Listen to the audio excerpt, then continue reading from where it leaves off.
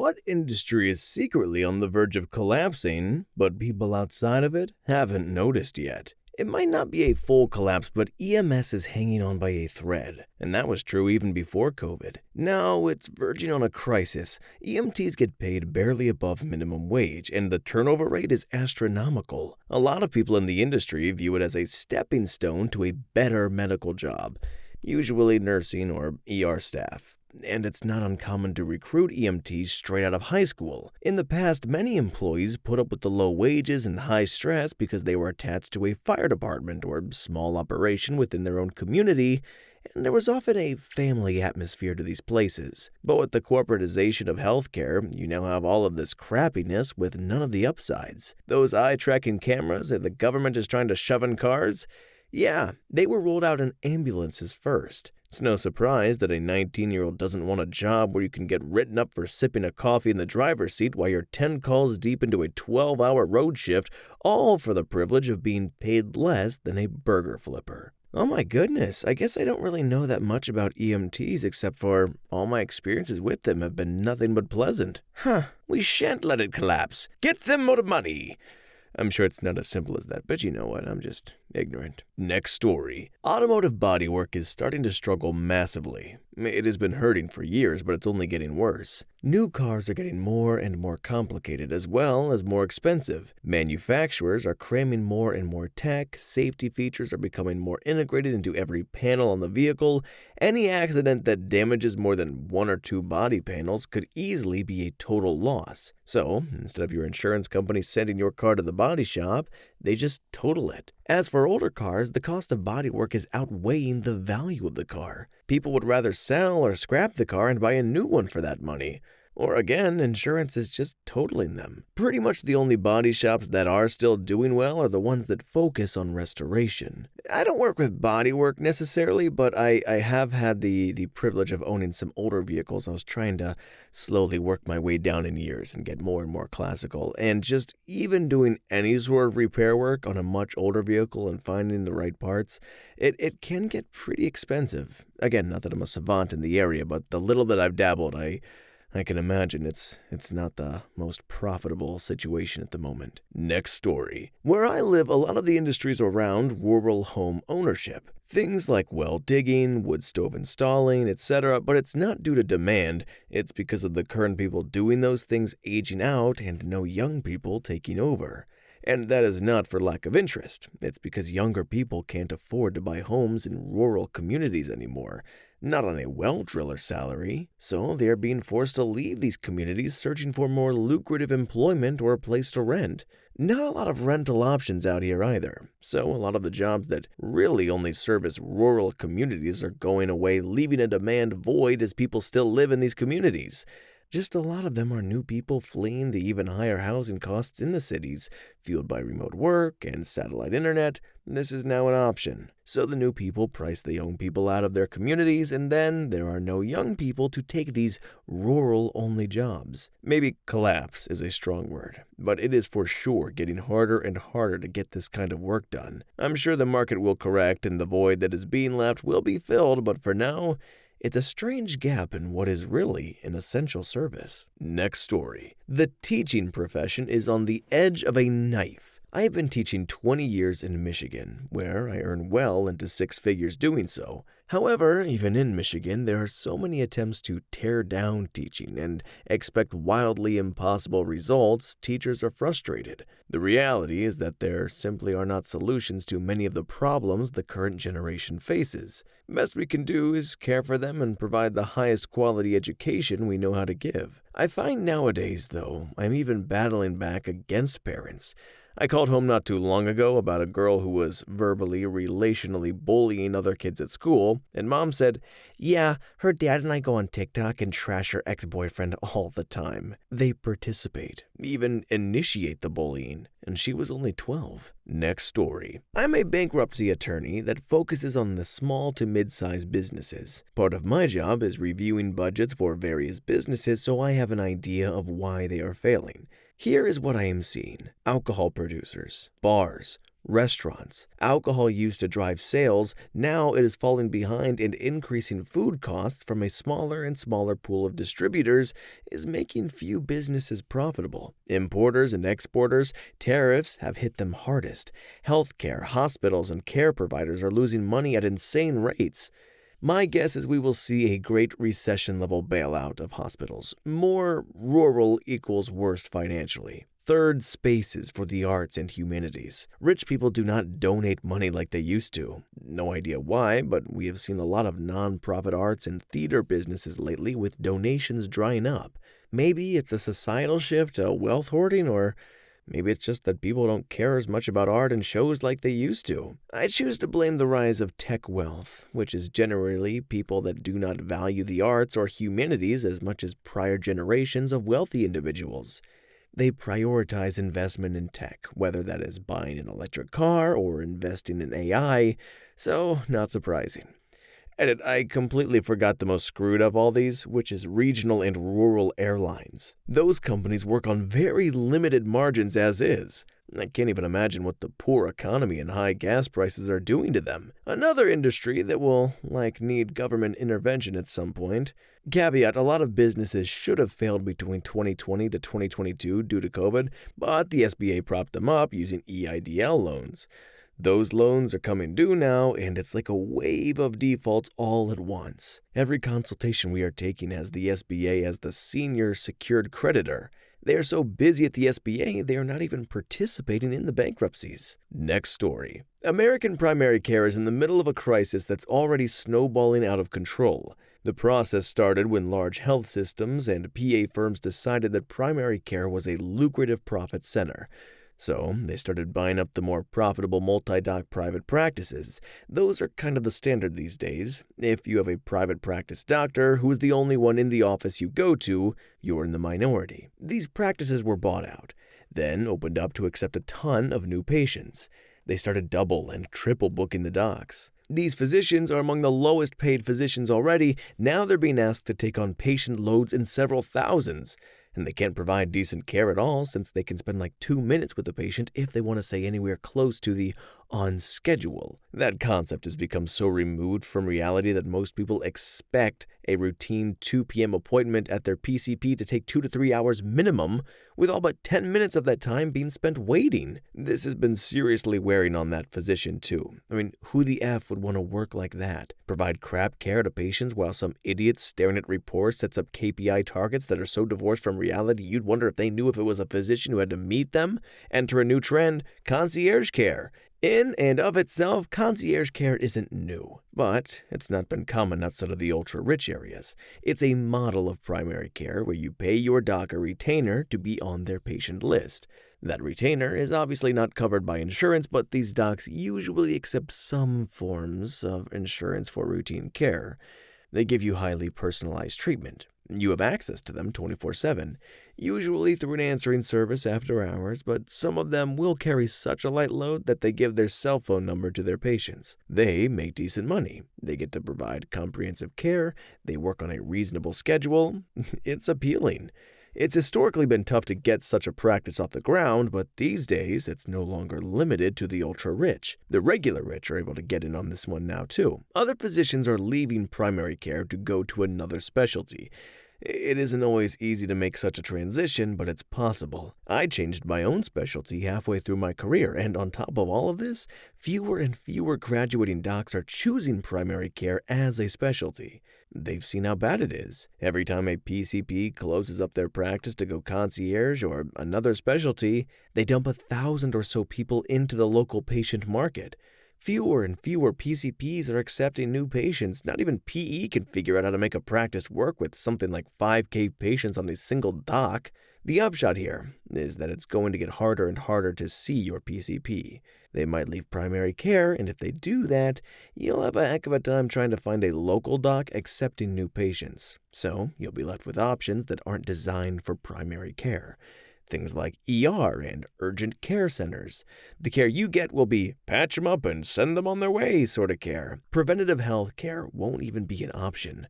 More people will end up hospitalized with preventable conditions because they simply could not get a PCP to see them. Once primary care falls, it's a domino that one further F's up the American healthcare system. The only good that might come out of it would be a system getting burned to the ground and replaced by something better. But I guess that's kind of wishful thinking at this point. Next stories. Universities as we know them. Major public and top private schools are hurting, but a lot of regional schools are outright failing. The major publics are often surviving in part due to major expansions of online programs. However, the value of these degrees is unclear. Even if you take them seriously, your classmates using AI to get through dilute the signal of the degree, these programs bomb out. Think lots of places will be completely screwed.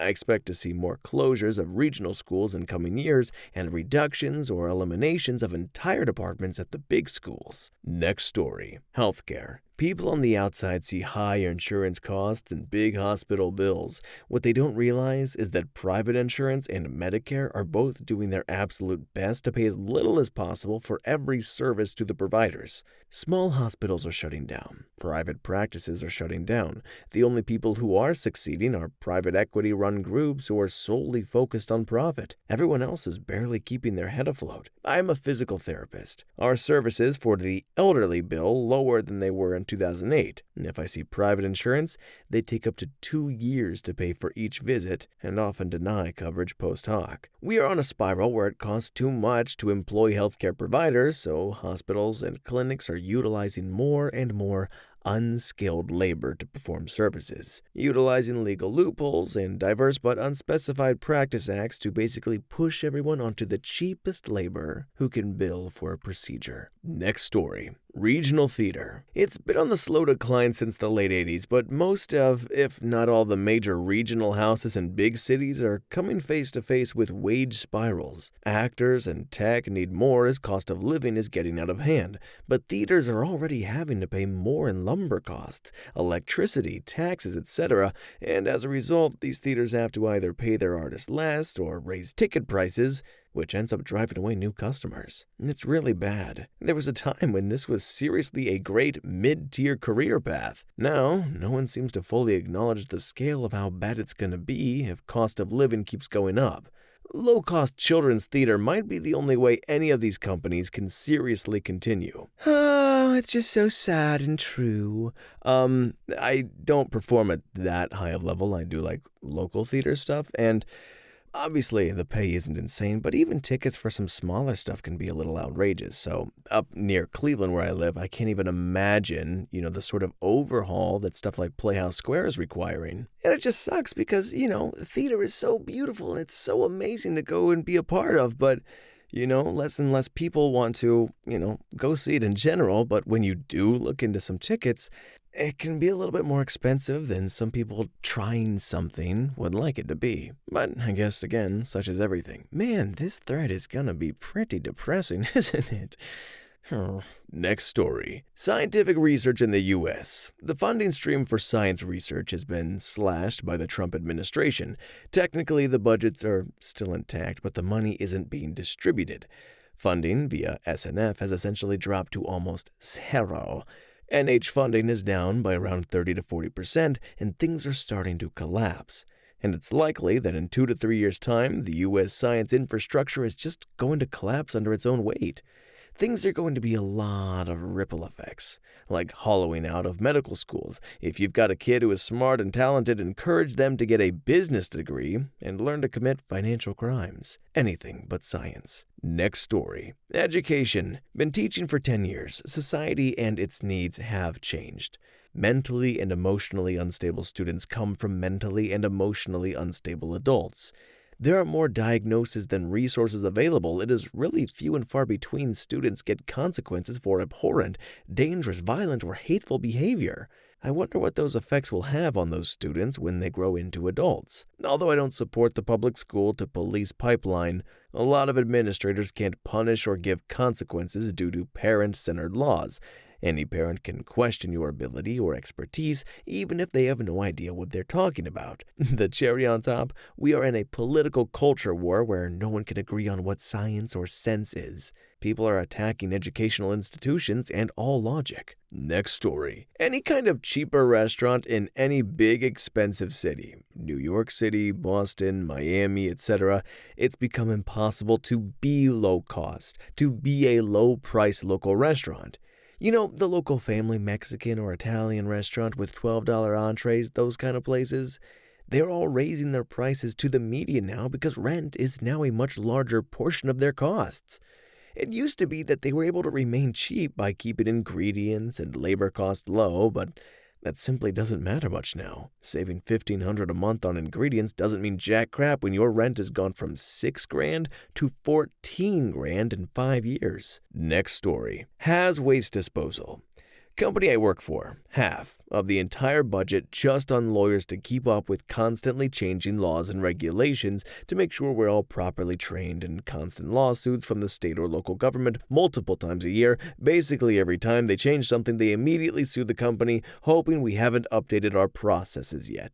The problem is there are way fewer places that can do this legally than people realize, and we are running with no slack. We get shipments from 2,000 miles away because we're the only place that can legally get rid of something. Even if 1 or 2 plants get shut down due to the example of a successful lawsuit that puts them out of the business, the entire chain will collapse. There is no slack for other plants to take over for the one that goes down, and even storing has waste is extremely regulated with massive fines. If a company can't ship out their has waste to get disposed of, and it has cost storing it past a few months, they will get fines so huge they'll likely go out of business. This means if 1 or 2 plants get shut down, the entire system collapses and companies will go back to just dumping their waste illegally to avoid getting fines that bankrupt their companies for storing it or shipping it to China to just dump it there. Next story. Public media. Although collapse is probably the strong word. Uneven hollowing out is kind of closer. I work for a PBS station. The National Public Media System is not going to vanish overnight. PBS and NPR will still exist. Major stations in bigger cities will continue producing programs, and viewers will still be able to find familiar national content. Public media has spent decades learning to adapt to financial pressure, technological change, and shifting audiences. What people outside the industry don't realize is that the United States does not have one centrally owned public broadcaster. It has hundreds of independently operated local television and radio organizations. Some are large metropolitan institutions with substantial donor bases. Others are small stations covering enormous rural territories, tribal lands, isolated towns, or regions with very limited commercial media. Those organizations may all carry some of the same national programming, but financially they are not remotely interchangeable. Before federal funding was eliminated, the Corporation for Public Broadcasting distributed most of its appropriation directly to locally owned stations. In its final year, CPB supported 544 television and radio grantees, 245 of which were classified as rural. Public media reached out about 99% of Americans not because every community could independently support a station, but because the funding system was intentionally designed in the 1960s to make near universal service possible. That distinction matters. A station in a wealthy metropolitan area may be able to replace lost federal support by increasing major gifts, underwriting, events, or membership revenue. A station serving scattered communities across hundreds of miles may have a much smaller population from which to raise money, even though its transmitters, towers, engineers, electricity, insurance, emergency equipment, and programming still cost real money. Geography creates an especially difficult equation. Serving 50,000 people across a vast rural region can require more physical infrastructure than serving several times that population in one compact city. A transmitter on a mountain does not become cheaper because fewer people live beneath it, nor does the generator, microwave link, tower crew, snowcat trip, or engineer needed to keep it operating. This is why the change will not necessarily look like a dramatic nationwide shutdown.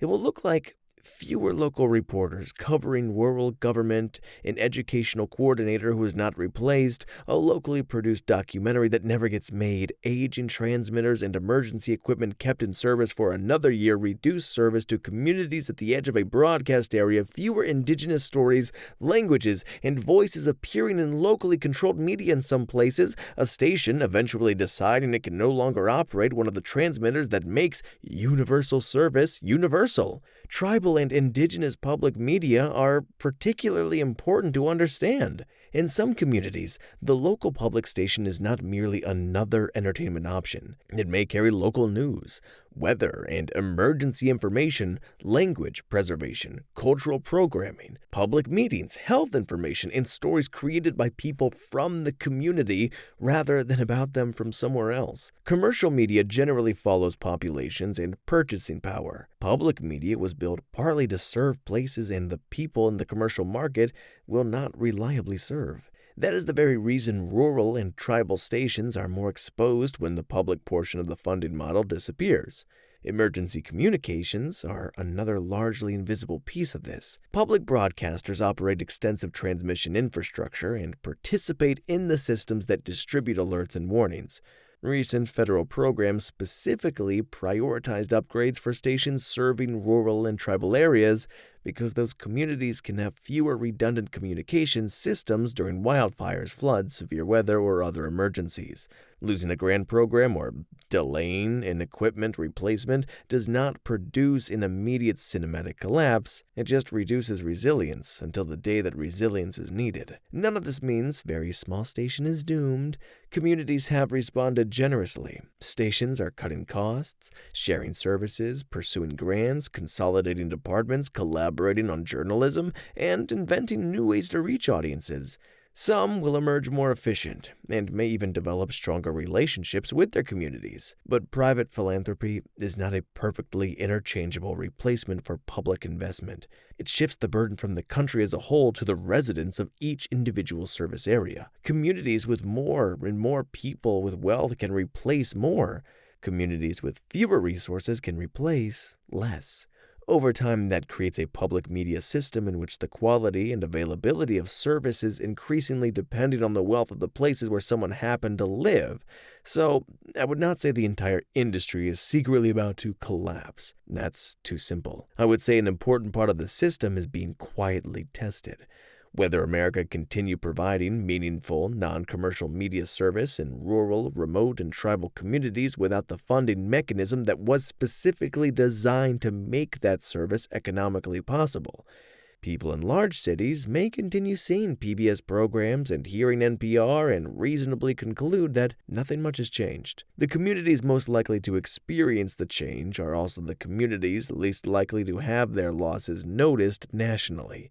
That is the risk. Not one spectacular collapse, but a slower retreat from the places where public service media is hardest to sustain and often most difficult to replace. So, protect public media. That was really educational. I mean, sad and scary and ominous, but, more than I've ever even heard about or known.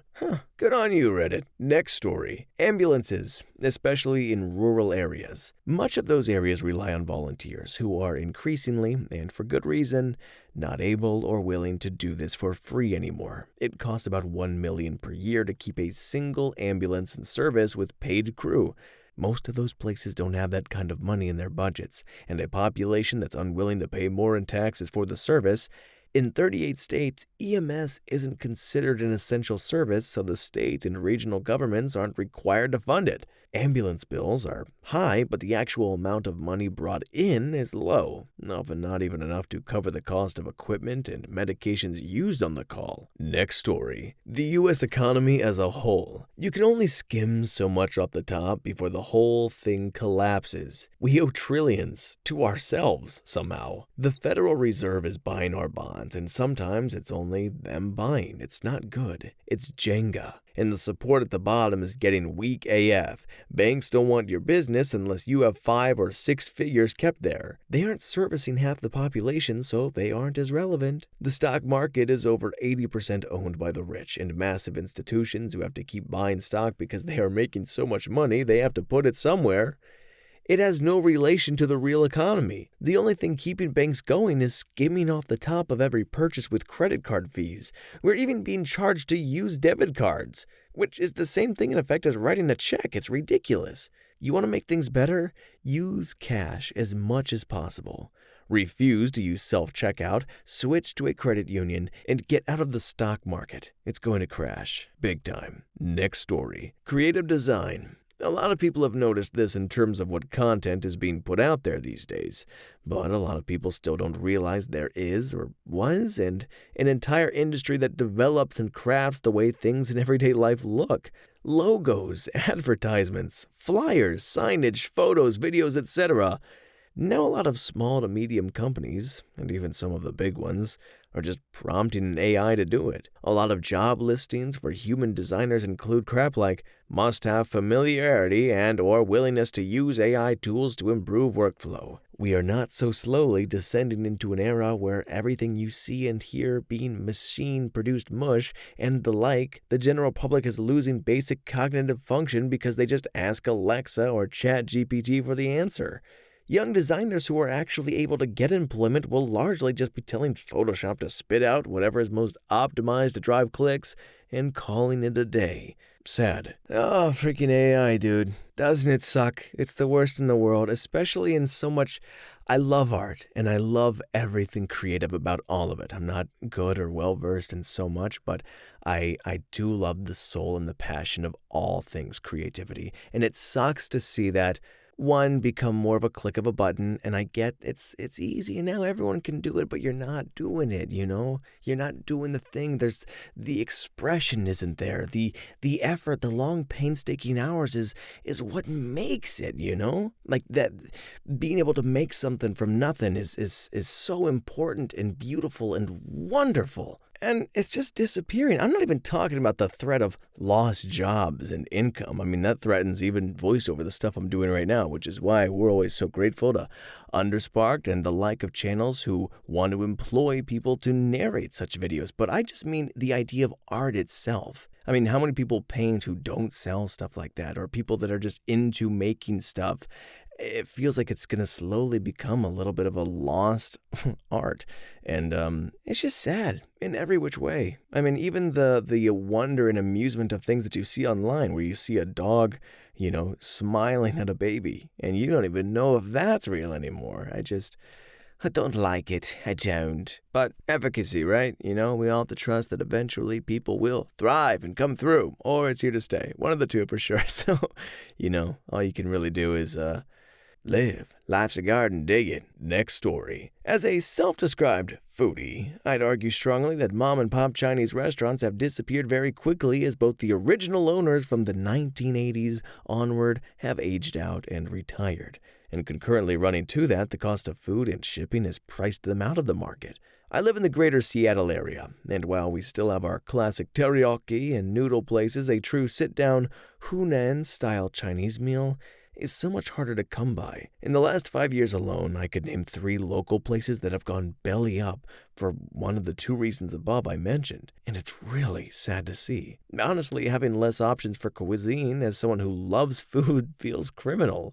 But I also look at the landscape of retail food and understand as well. It's a nightmare of cost and headache, and it all makes me sad. Next story. A lot of people don't know about this, but 7-OH, which is a synthetic form of kratom that specifically targets your opiate receptors, is about to become a Schedule 1 drug next month. Up until then, it's being sold in gas stations and smoke shops everywhere. It's insanely addictive. It's basically just OTC oxy. It's pretty controversial because it's ridiculously addictive and expensive and causes people to kind of give their lives to it. But, on the other hand, it's leaps and bounds safer than scoring any kind of opiate off the street.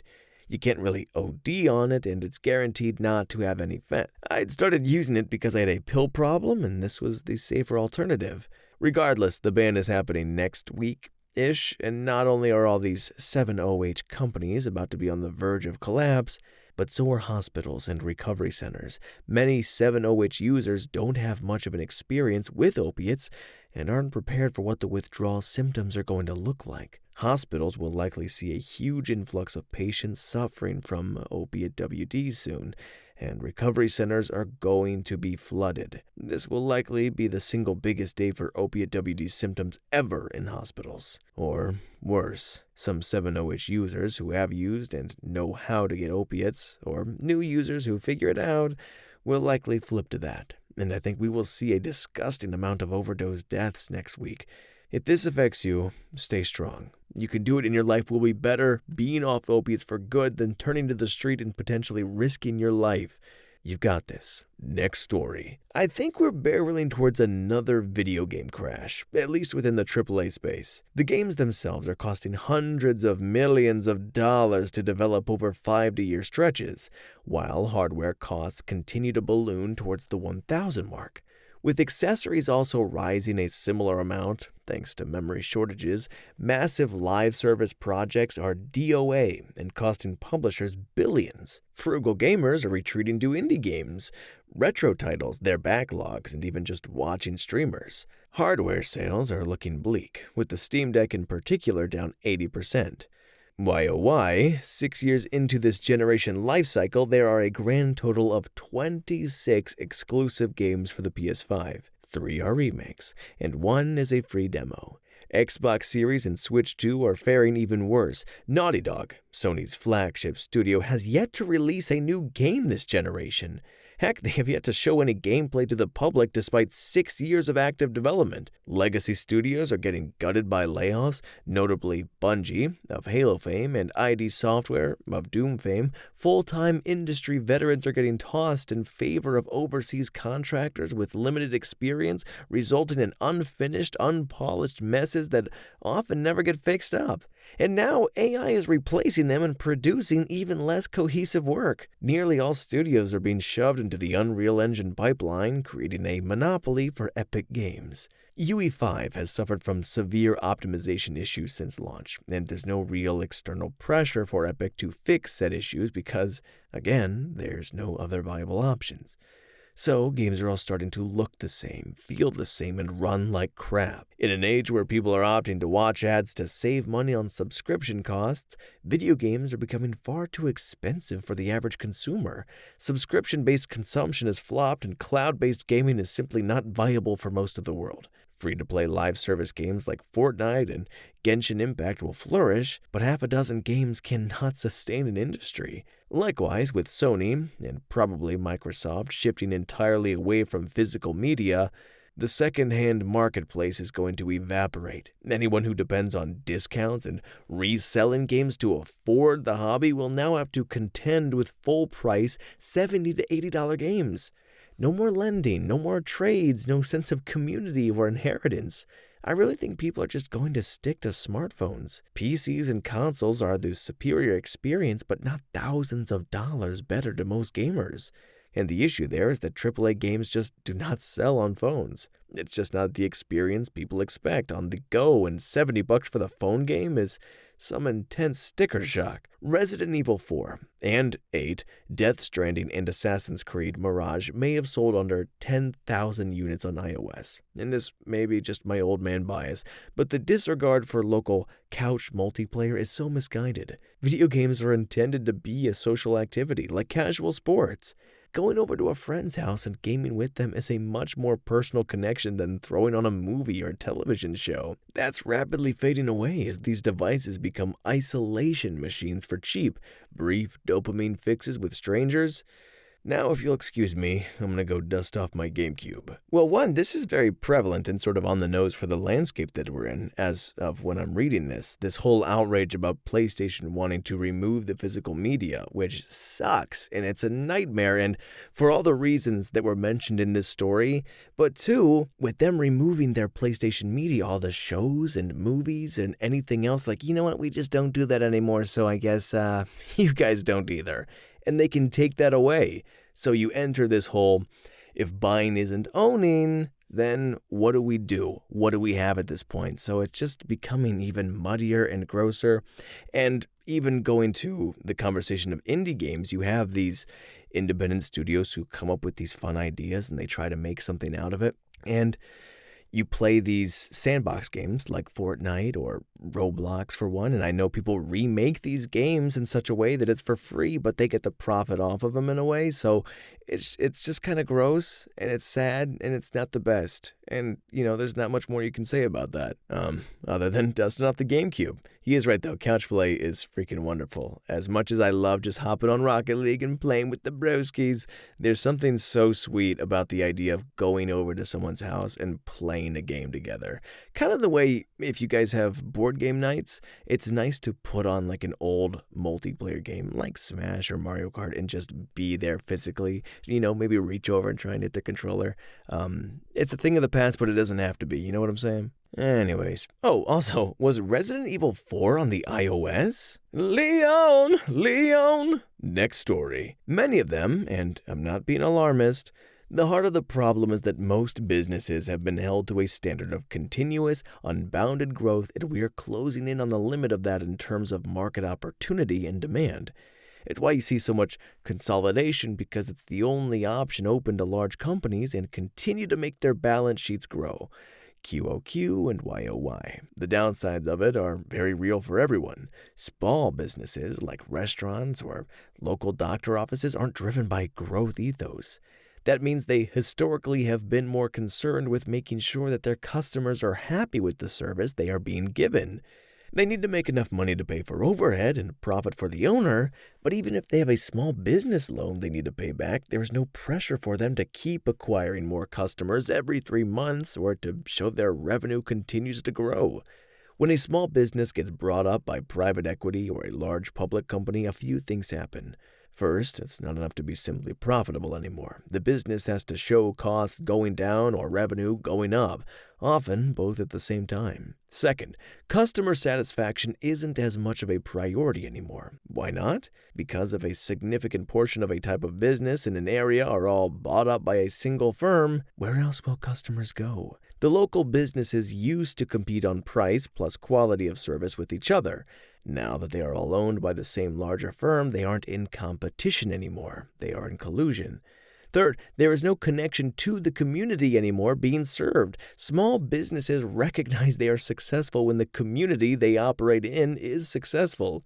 It's why you see support for local sports teams, community events, etc. Once they are acquired, they are no longer part of the community so much as part of the firm, and they are put under executive management by someone who may have no connection to the community the business operates in.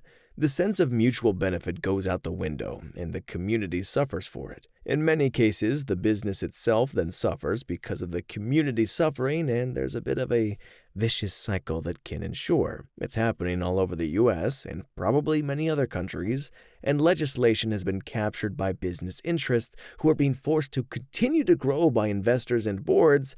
And so the backstop for this sort of degeneration of markets isn't there to step in and legislate to prevent this sort of consolidation. Next story. Auto mechanic shops. You'd think it'd be like funeral homes, a constant supply of customers, now and in the future. But as technology has advanced, most cars can only be serviced by the dealer.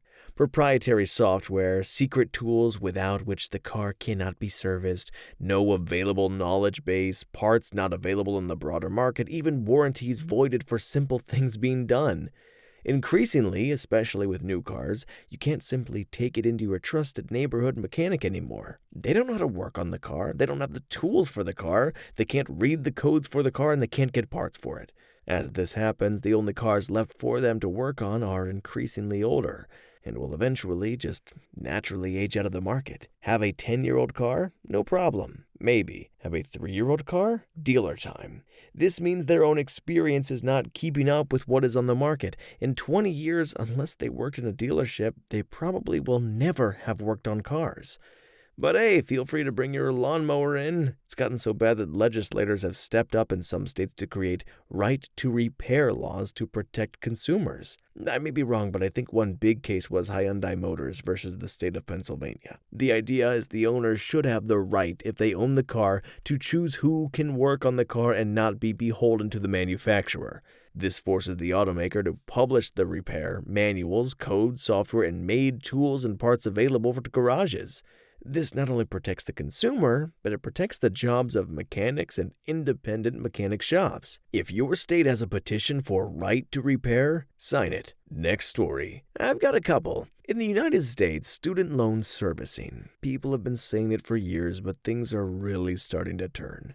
There are numerous problems, ranging from rampant, outright fraud to how the loans are administered. It's basically like the 2008 financial crisis for student loan servicing, and whenever that ball drops, that whole industry is going to be completely destroyed. For the world, a good chance it's long-term geriatric and hospice care. Nobody can afford it.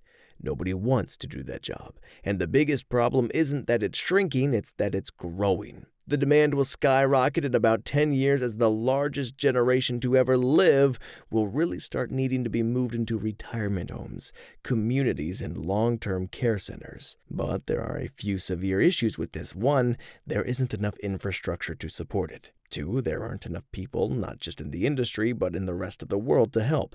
Three, there isn't enough money in the rest of the world, almost certainly because there aren't enough people. Four, fewer and fewer insurance companies are offering LTC insurance because the math is overwhelming. It's not like life insurance where you usually have a pretty good understanding of both the amount on the hook and the decades of research that help figure reserving. LTC is basically, we don't know how much this is going to cost you next year, let alone in 20 years, even with lifetime benefit limits. For all we know, your lifetime benefit may get you 1 whole year of care. We also don't know how long you're going to need it. We also have almost no solid estimates based on health to determine reserving, and even if we did, the reserves would be so high we don't want to do it. It's all interconnected. But it really comes down to the fact that LTC is a guaranteed loss for an insurance company, so a government or charity will have to do the heavy lifting. But charities only have so much money, and governments don't have the tax revenue to plan for it. Governments are facing population shortages that are likely to bankrupt Gen X, Gen Y, and Gen Z by the time they retire already. They aren't making enough money that can be taxed, and there aren't enough people to tax even if they could. It's a situation that looks really ugly because there's no good solution yet, and the solutions some people have put forward are just as ugly. Next story. Public schools, unfortunately. I say this as a mere 10-year veteran that just left to go work at a credit union, another nonprofit. Being a public school teacher is kind of a religion where personal sacrifice is needed to stay in the job. Drastically underpaid, schools underfunded and under political attack, lack of parenting, no consequences or accountability for students, fake grades, grade inflation even, AP classes. A class size of 40. It's a pyramid scheme too when you look at administrators who get paid top dollar with little classroom teaching experience and essentially no direct duties, all outsourced to hourly campus monitors and reciprocal justice associates. Asking teachers to do more with less and always guilt-tripped and gaslit to remember your why. The rationale for becoming a teacher is constantly exploited. Next story. I cannot believe more people have not focused on journalism. I've got a rant. Here it comes.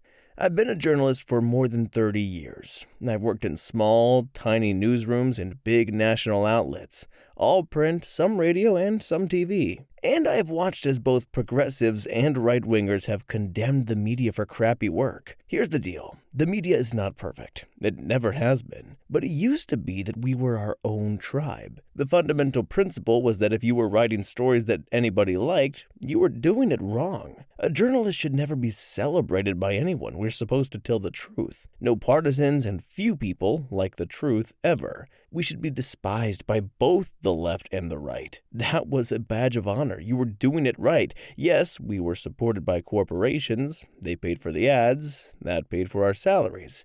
I can assure you we did not give a crap. I was at the LA Times when a big company threatened to pull their ads because we were reporting on its flaws. We did not care. There were plenty of other advertisers to replace the lost revenue. We cared about our readers. We cared about trust. We cared about getting it right.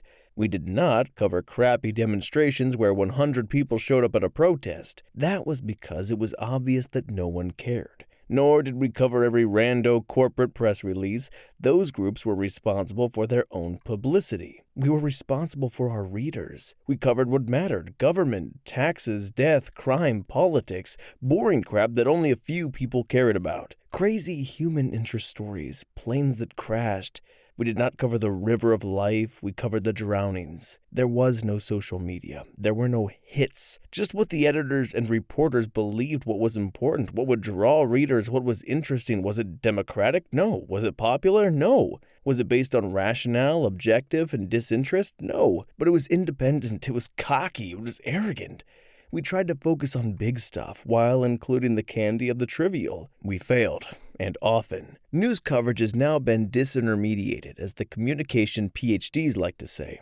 It has been atomized, but it is also disempowered. Politicians, business people, those with the power, the money, the influence to change the world, they used to be scared of their local, regional, or national media outlet was going to publish something about them. No more. The democratization of the media has led to the diminution of its power. The fourth estate is no more. Media has no sway. There used to be a saying, never go to war with someone who buys ink by the barrel. Now, digital bits are cheap, and so is the news. We were gatekeepers. Totally guilty, we ignored stuff. We had tons of money, and we were able to pick and choose our own battles. But when we chose to go to war, it was like a battleship lowering its guns. The destruction was devastating. Now, everyone has a slingshot. Nobody cares. Here was our business model. We made 30% from classified ads. Craigslist demolished that. We made 20% from circulation. That covered the cost of delivering the physical product of the newspaper. There was some cost for newsprint, some cost for news presses, some cost for labor. The rest was pure profit. At one time, newspapers were the highest profit, mass-produced product on the market. No more. It was never about the news. Readers cared more about the coupons, the grocery store sales, the TV listings, and the 8-point truss ads. The local car dealers and the non-profit donors, but the news put fear into the hearts of the powerful. The mendacious, the grifters. The best stories fell into two types. There were scarecrow journalisms, which scared people off of doing bad, and then there was watchdog journalism, which bit the intruders. Has this been good for America? The small d Democrat in me wants to say yes. There are more voices, more outlets, more diversity, but the pragmatist says no. The neutering of corporate media has benefited the powerful and the extreme. The rise of social media algorithms has prioritized the aggrieved, the outraged, the angry. It has silenced the moderate, the considered, the rational. It has destroyed civil discourse. Reporters used to care about what their senior editors were going to put on A1, mostly white, mostly men, but deeply skeptical of power of any sort. Now, reporters and editors care about how many views they get on X, how many hits they get, how many readers convert to subscribers. They look at minute-by-minute dashboards. They calculate how to game Blue Sky or Facebook or Google Search. They care about the important, but not as much. They care about popularity. Am I viral? When I started, I had a full day to do a story. I walked in at 8 or 9 a.m., I got an assignment. I could call the cops, the corporate spokesman. I could run out to the scene and talk to victims, witnesses, neighbors. I could look up court records. I could call some academic experts. I could call sources that I had developed over months and years. I could digest material. I could consider what I had been told, what held water, what did not. I started writing by 3 or 4 p.m. I wrote 800 to 1,000 words, sometimes more. My editor had an hour or two to read and look it over and ask me questions. Had I considered this? Had I called this person? There was no person X did not immediately respond to comment. We gave folks time. And then by midnight or 1 a.m., depending on the zone and the importance, the story published. If I wanted, I could hear the presses run. The rumbling of the machinery was awesome and incomparable. You had written something that would be landing on 1 million doorsteps the next day. I was never, ever told not to write a story. I had the fortune to work at top-notch news outlets who cared about trust and truth. If anything, I self-censored. I knew what would make the editors happy. That meant that I sometimes passed on stories and tips, but it also meant that I had the resources and support to attack and hit hard. I didn't worry about lawsuits. I didn't worry about complaints. I worried about getting it right. I teach at journalism schools. I mentor young journalists. They worry about the reception they will get on X. They worry about what their friends will say on Instagram. They think that questions are violence. According to the U.S. Bureau of Labor Statistics, there are about 50,000 journalists left in the United States, a job on the decline, compared to about 315,000 public relations specialists, a job on the increase. You want to complain about paywalls? You want to complain about crappy coverage? You want to think that information should be free? Great, you're going to get what you want. Next story. All the industries. All of them. I hate to comment like this because it feels very Chicken Little, but holy crap, AI is an imminent threat to any industry that is connected to the internet, and not in the way that people think it is. It used to be the case that software was released, and it took hackers months to find vulnerabilities in that software and gain access to systems they should not have access to. Thanks to AI-powered hacking tools, by the end of next year, that cycle will be down to a minute or less. This places any business with any level of sensitive data at high risk. Financial institutions, government databases, private companies with trade secrets, and more will be ripe for the picking. There are people working to block this sort of threat, but the best-case scenarios at these companies all boil down to, I hope they miss our most important vulnerabilities and someone else gets hit first. They cannot protect everything in time. People currently working in IT security are literally fighting the sort of enemy that used to only exist in far-fetched sci-fi films. Hackers are no longer limited by the speed of human thought, but classic security frameworks rely on human thought. That capability gap alone will be difficult to bridge. Next story. Timber and wildland firefighting. For the last several decades, more and more mills across the U.S. have closed. It's killing us. I think it's funny when people scream, "land management," when fires happen, because the reality is the infrastructure to speed things up doesn't exist because the demand doesn't exist anymore either. Plus, with Canada, it's hard to compete, and we've historically been in a timber trade war with them for decades. There's also the aspect of environmental groups that ignore science and refuse to meet a middle ground on management. They simply want nothing to happen. That doesn't help either. Forests stagnant, they die, and regeneration of younger trees become difficult. We've effed our forests over so much they legitimately cannot function like they did even a century ago. Then there's the firefighters. They go hand in hand with land management. Heck, a lot of us working the government agencies are required to be wildland firefighters even though we do land management most of our time. The firefighters get paid dog crap, like $50K to start an incredibly high-risk environment where one F-up means death or severe injury. Some work for contractors too, who F them over even more. We're dropping like flies. Then funding gets cut, then land management gets hobbled, then forests decline due to climate change and disease. It's the perfect storm. Expect the forests to get worse, to decline and collapse more than causing even larger wildfires. Next story. Veterinary medicine. The entire system is held together by absolute scotch tape right now. Corporates have been buying up local vet clinics like crazy and spiking the prices for pet owners while keeping the vet assistants and techs at near minimum wage. The burnout rates and mental health crisis among veterinarians are genuinely terrifying, and younger techs are quitting the industry in droves because they can't survive on the pay. Pretty soon, it is going to be almost impossible to get an appointment for a sick dog unless you are willing to pay thousands of dollars up front to a multi-billion-dollar private equity firm. Next story. Healthcare at large, but specifically nursing as we know it. A 4-year nursing degree is now topping $150K at state schools. New Department of Education rules have wiped out financing options and loan forgiveness programs. We already have a nursing shortage, and now becoming a nurse is becoming unaffordable. Add to that the high-stress, low-respect culture of nursing and super high rates of leaving the profession, and it is a disaster. And before anyone starts in on the community college is just as good lines, no, it is not the same.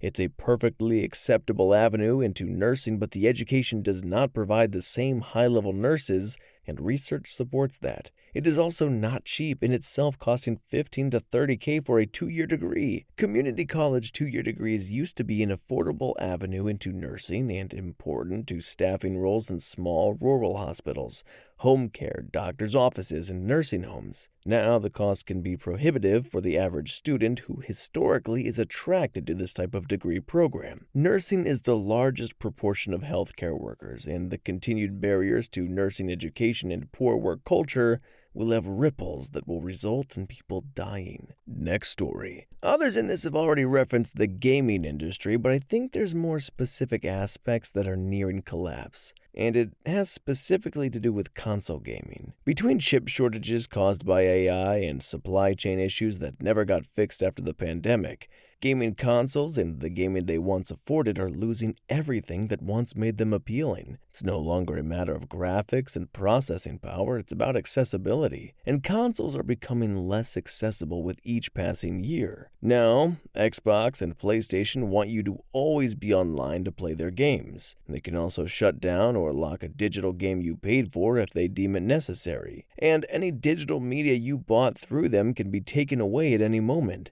This isn't just unfriendly to consumers, it's limited access to an industry that has already opened up significantly, thanks to how much easier it is to get into PC gaming. These days, buying a gaming PC costs about as much as a console, and unlike a console, you can use it for more than gaming. At a time when budgets are tightening and inflation is eating away at savings, console gaming isn't just a luxury, it's a hindrance. And if things don't change soon, the industry will collapse. Next story. Dye and mold making. Anything you have at home or in your car requires a steel mold or dye to produce that part. When I started 35 years ago, there were many people my age just starting, and a plethora of older guys were around forever, and true craftsmen. Most of it has gone to China, Malaysia, or Vietnam. Very few young people get into it. Startup costs now for a shop is very expensive. Trump wants to bring back manufacturing, but we can't compete with them on cost. The big mistake was removing shop classes and vocational schools many years ago. Next story. Mental health therapy. Community mental health agencies will run you into the ground with insane caseloads and low pay. Group private practice is so often predatory with slightly less insane caseloads and slightly higher pay. Insurance companies are questioning care and doing clawbacks, coming after you for sometimes hundreds of thousands of dollars that they have already paid you, wanting it back because of some misstep you supposedly made in documentation. Plus, they are trying to reduce the standard session from being 60 minutes to 45 minutes. And making you justify the longer session with ever-increasing complex documentation. Credentialing is a nightmare that literally takes months. It's demoralizing. You have to have at least a master's degree, 700 hours of usually unpaid internship during school, and then 1,000 plus hours of supervised practice.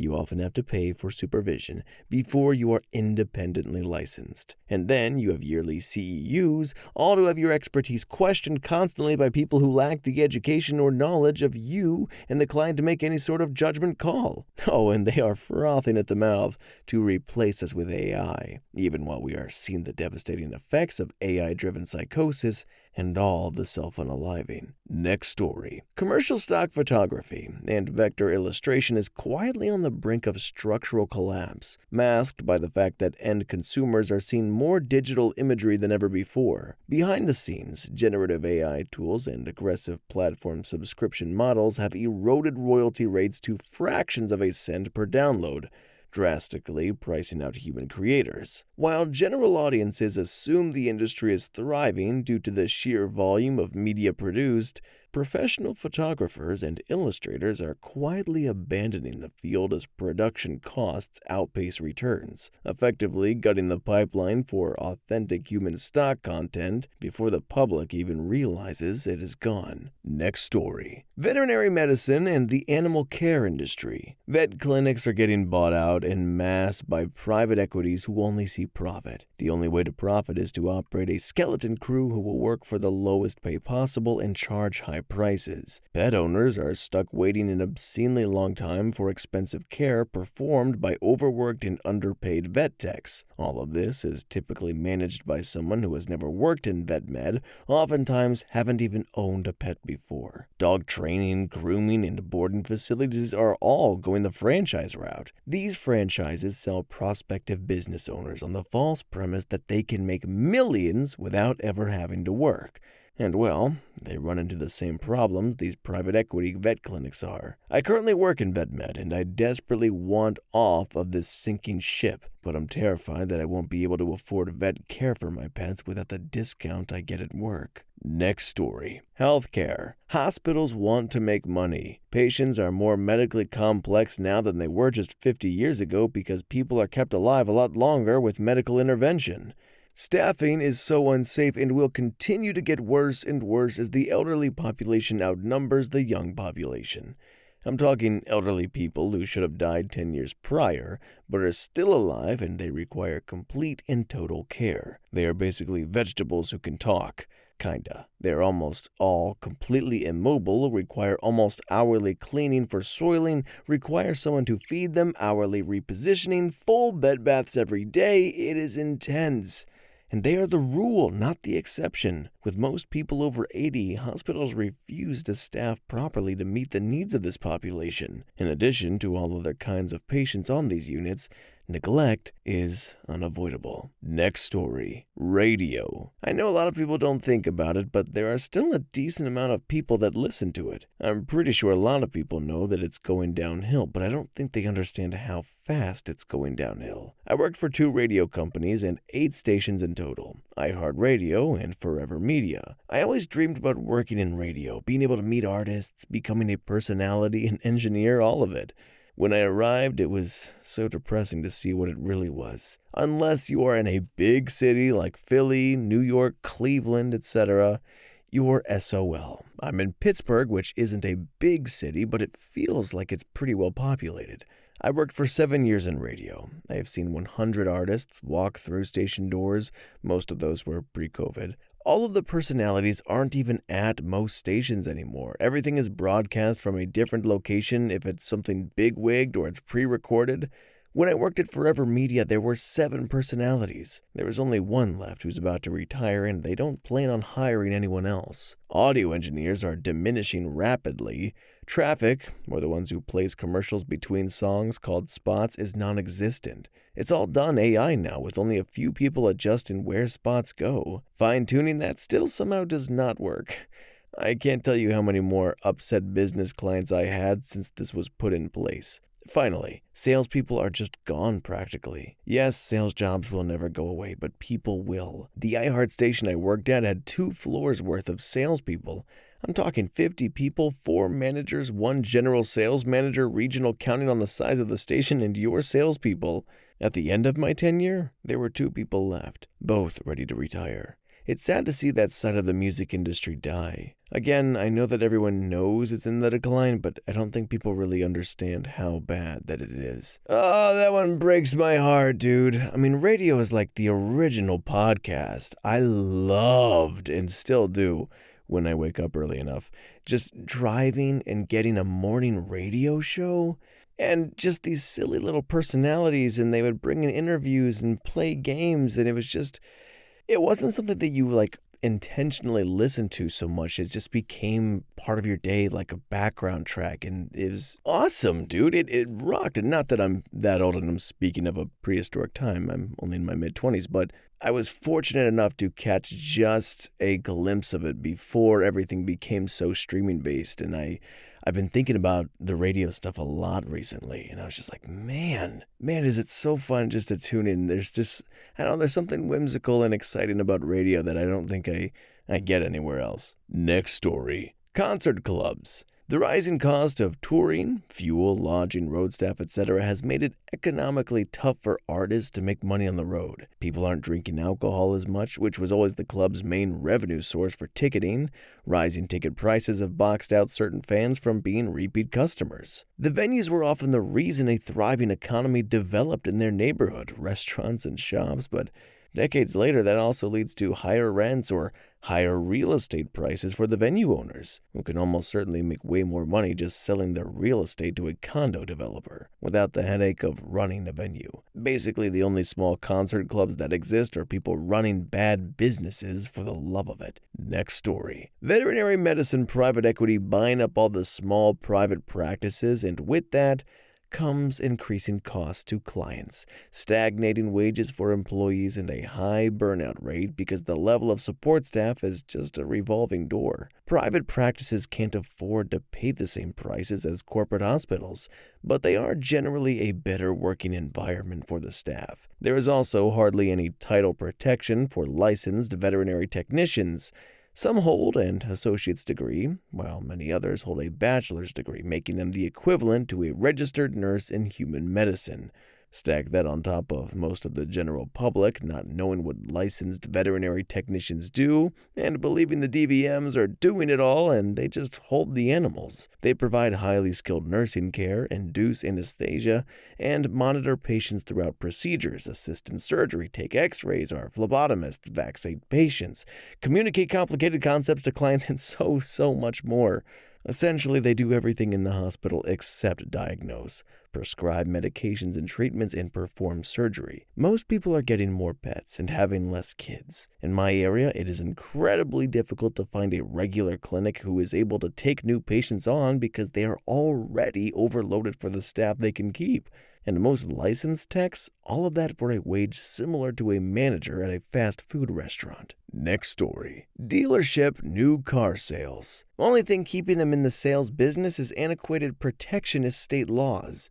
Since COVID, most customers have accepted having to wait weeks, even months, to get a new vehicle at near MSRP. With increased leasing and the advent of autonomous vehicles 5 to 10 years out, many consumers would transition to mobility as a service, MAAS, and not own anything, especially millennials. Dealerships add no value to the sales process. If you could go online, pick out your car with options, pay MRSP, and just go pick it up from a delivery center, why go through all the BS dealer experience? Dealerships will ultimately move away from high-rent, high-traffic areas and only have service in business and industrial parks. With Elon in Trump's pocket, Tesla would love direct sales nationwide. I'm surprised the federal government hasn't leaned on states to make this happen faster. The day is coming. It's interesting hearing a different perspective on it. I haven't done it myself, but I know a lot of people who have gone about getting their new vehicles through online services. And I've never been to a dealership either, so I can't really preach to which is better or more communal or what feels right, but I have to imagine you at least got some deals, or I guess the salesman told you were. Maybe I'm just ignorant, but hopefully if there were deals to be had, there's at least a Groupon online or something. But guys, that concludes our stories of industry secretly on the verge of collapsing.